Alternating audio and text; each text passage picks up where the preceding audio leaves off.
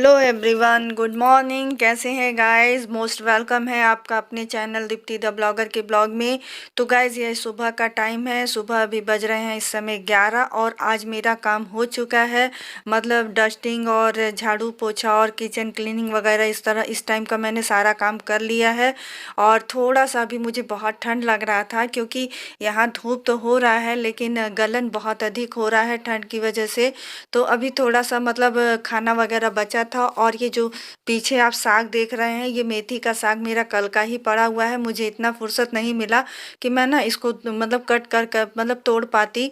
इस वजह से साग यहाँ पे पड़ा हुआ है। तो यहाँ तेल का कंटेनर खाली हो गया था, तो जिसे मैंने धुल के साफ करके रख दिया था, तो अब वो सूख गया है। तो बस मैंने उसमें तेल पलट लिया है।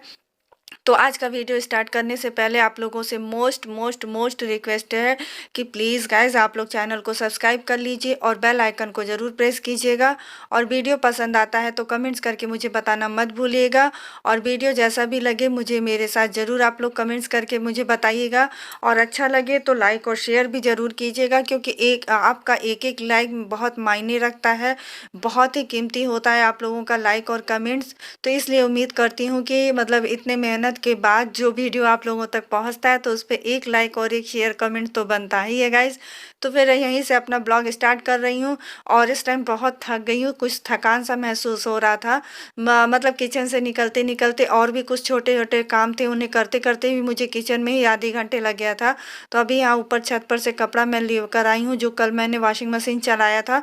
तो बस अभी यहाँ मतलब सूख गया है, ये सारे कपड़े मैं ले आई हूँ। और मैं सोच रही हूँ कि आज कुछ और भी काम कर लूँ, क्योंकि मेरा ऐसा कोई मूड नहीं है कि हम किचन में ही कुछ करते। और ठंड की वजह से साग आज वैसे भी पड़ा रह गया। मेथी का साग मैं धुल नहीं मतलब तोड़ नहीं पाई थी, तो इसलिए मैंने उसे बनाया भी नहीं। अगर तोड़ ली होती तो शायद मैं बना भी लेती, बट ऐसा नहीं हो पाया। कभी कभी होता है ना कि काम करने का बिल्कुल मन नहीं करता है, लेकिन ठंड की वजह से हाथ और पैरों में इतनी गलन हो रही है कि दर्द होने लग रहा है। और मुझे तो लग रहा है ना कि शायद मेरे पैरों की उंगलियों में कुछ हल्का फुल्का सूजन भी आ रहा है, स्वेलिंग आ रही है।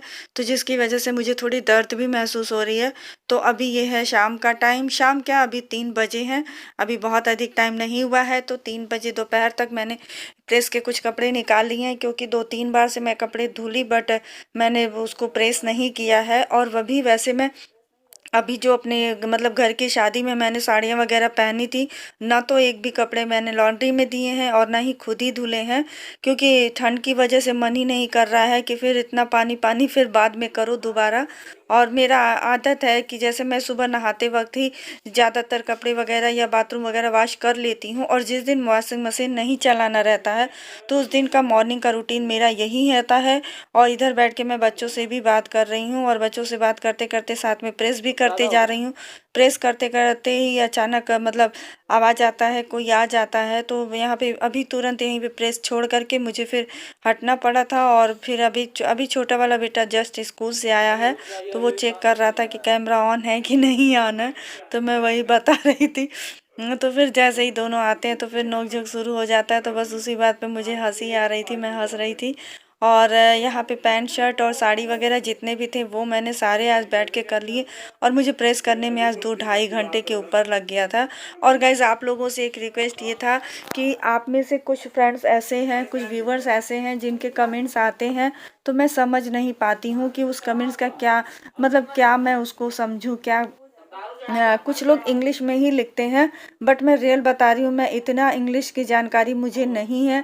मैं हिंदी में ही मतलब ज़्यादा बात करना पसंद करती हूँ और सुविधाजनक होता है मेरे लिए। मैं इतनी पढ़ी लिखी नहीं, मैं ये नहीं कहूँगी कि हाँ मुझे हाँ थोड़ी बहुत टूटी फूटी इंग्लिश आती है, बस उतनी ही मैं बोल पाती हूँ। और मतलब एग्जैक्ट मुझे अच्छे से इंग्लिश नहीं आती है। तो आप लोगों के कुछ कमेंट्स ऐसे होते हैं जिनका मीनिंग ही मुझे नहीं समझ में आता। और जब मीनिंग नहीं समझ में आता तो उसका रिप्लाई मैं क्या करूँगी, मैं यही सोचती हूँ। और कुछ लोग कहते भी हैं कि आपने मेरे कमेंट्स का रिप्लाई भी नहीं दिया या मेरा रिक्वेस्टेड वीडियो नहीं बनाया। तो गाइज़ मैं कोई भी रिक्वेस्टेड वीडियो कैसे बनाऊँगी, जब मैं तभी बना पाऊँगी जब आप लोगों की, आप में से जिसकी बात मुझे समझ में नहीं आती मैं उन्हें रिप्लाई भी नहीं कर पाती। सोचती हूँ कि मैं क्या रिप्लाई दूँ जब मेरे को समझ ही नहीं आ रहा है। तो अभी दोपहर मतलब जो भी नाश्ता वगैरह कर बनाना था वो भी मैंने बनाया। वैसे नाश्ते में मैंने कुछ आज खास नहीं बनाया था, सिर्फ सूखा नाश्ता ही, नमकीन वगैरह ही सबको हमने दे दिया था। और अभी यहाँ पे बनाने जा रही हूँ मैं मक्के के आटे की रोटी। तो ये मकई के आटे को मैंने अभी 10 मिनट पहले ही गूँथ करके रख दिया था लगा करके। तो इस तरीके से आज मैं यहाँ पे मोटी मोटी थोड़ी रोटियाँ बना रही हूँ। एक्चुअली में आज जैसे गुड़ से खाने का मन था और लहसुन की चटनी भी, और दिन का बचा हुआ सब्जी था तो मुझे सब्जी नहीं बनाना पड़ा है। और इस तरीके से जब एक एक रोटियां धीमे धीमे आंच पे, मतलब हल्के हाथों के साथ पकड़ते हुए सेकिए, तो रोटी फूलती भी बहुत अच्छी है और यकीन मानिए खाने में उतना ही टेस्टी और उतना ही स्वादिष्ट लगता है। तो ये रोटियां बना बना के मैं एक एक को करके सबको देती जा रही थी और गरम गरम सब खा रहे थे। और आज इस रोटी को हम लोग मतलब सब्जी से अधिक लहसुन की चटनी और गुड़ और घी के साथ ही इसे सभी लोगों ने पसंद किया। तो आप लोग भी मक्के की रोटी कैसे बनाते हैं तो आप लोग प्लीज़ मेरे साथ शेयर कीजिएगा, मुझे बताइएगा। वैसे इस तरीके से जब कोयले वाले चूल्हे पे बनाओ तो मेरे समझ से ज़्यादा टेस्टी बनता है। बट अब हम लोग के पास कोयला वाला चूल्हा है ही नहीं, तो हम लोग इस तरीके से गैस पे ही बना लेते हैं। और आई थिंक उसका स्वाद तो नहीं होगा इन रोटियों में, लेकिन हाँ खाने में बहुत ही टेस्टी लगता है। लेकिन इसको पकाने में भी काफ़ी टाइम लग जाता है ना। एक एक रोटियां धीरे धीरे घुमा घुमा के एकदम मध्यम आंच पे, मतलब एकदम स्लो फ्लेम पे हमें इसे सेकना होता है।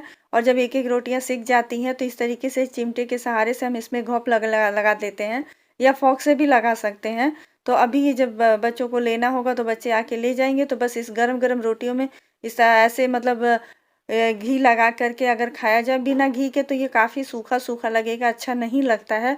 और स्पेशली तब जब आपको लहसुन की चटनी और गुड़ के साथ खाना हो तो ज़रूरी हो जाता है कि थोड़ा सा घी इसमें पड़ जाता है, तो भी इसमें का स्वाद बढ़ता है। और वैसे तो इसे कई तरह की सब्जियों के साथ खाया जा सकता। और इस बार अभी तक हमने सरसों का साग नहीं बनाया है। अब देखिए सरसों का साग कब बनता है। वैसे साग का तो खूब अच्छा सीजन चल रहा है और साग बहुत अच्छे अच्छे मिल भी रहे हैं, लेकिन अभी तक मतलब हमने अपने घर पे नहीं मंगवाया और ना ही बनाया है। तो ऐसे घी लगा के मैं बच्चों को भी देती जा रही हूँ। तो अब यहाँ पे ये देखिएगा, अब सारा काम हो चुका है, खाना पीना सबका हो गया है। अब बस मुझे किचन क्लीन करना है। तो ये है मेरे रात के किचन की क्लीनिंग का टाइम और क्लीनिंग का मतलब वो है रूटीन। तो इस तरीके से आज वैसे ज़्यादा गंदा नहीं हुआ था किचन, क्योंकि सब्जियां वगैरह कुछ बनाओ ना तो फिर टाइल्स पे थोड़े चींटे वगैरह जाते हैं, तो क्लीनिंग थोड़ी अधिक करनी होती है। तो बहुत अधिक क्लीनिंग का काम मेरे पास नहीं था, तो आज बहुत शॉर्ट में ही क्लीनिंग करनी पड़ी है। तो बस पहले जो सूखा सूखा है गंदगी उसे मैं हटा दूंगी, जो जूठे वगैरह गिरे, फिर उसके बाद स्प्रे करके हमेशा की तरह मैं साफ़ कर लूँगी। और फिर यहाँ तक मैंने आज आप लोगों के साथ शेयर किया। उम्मीद करती हूँ कि आज का ब्लॉग आप लोगों को पसंद आएगा। वीडियो पसंद आता है तो please like share and comments करके बताइएगा और अपने सुझाव मुझे ज़रूर दीजिएगा कि आप लोग मक्के की रोटी किस तरीके से बनाती हैं। हम कभी इस तरीके से मतलब चूल्हे पे भी सेक लेते हैं और कभी छान लेते हैं, मतलब पूड़ी बना लेते हैं, और कभी पराठा भी बना लेते हैं, कभी आलू भी मैश करके बना लेते हैं। मतलब हम कई 3-4 तरीक़ों से बनाते हैं। अगर आप लोग कहेंगे तो मैं आप लोगों के साथ शेयर करूँगी, लेकिन आप लोग भी प्लीज़ मेरे साथ शेयर करना मत भूलिएगा।